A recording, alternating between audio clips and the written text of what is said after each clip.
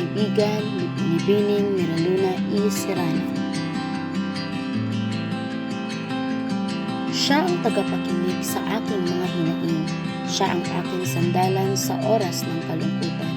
Kung mga bagay sa paligid ay hindi ko na maintindihan, nakikinig siya nang hindi ako hinuhusgahan. Siya ang aking matalik na kaibigan. Salungat man ang aming kasarian, ngunit panatag ako kung siya ang nandiyan. Hindi niya sinasabi ang aking mga lihim kanino man. Sa kanya panatag ang aking kalooban. Sa lahat ng bagay siya ay mapagkakatiwalaan.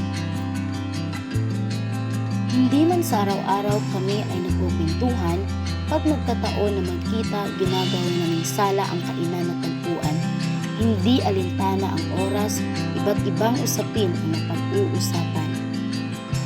Sa tabing dagat ang paborito kong tagpuan na kasama siya, sabay na nilalakbay ang maalon na dalampasigan.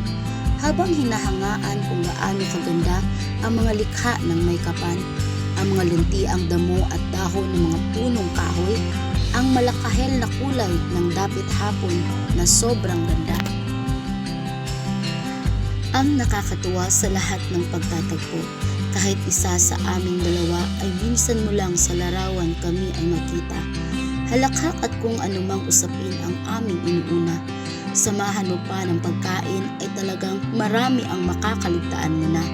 Kaibigan kong matalik, sa akin ikaw ay mahalaga.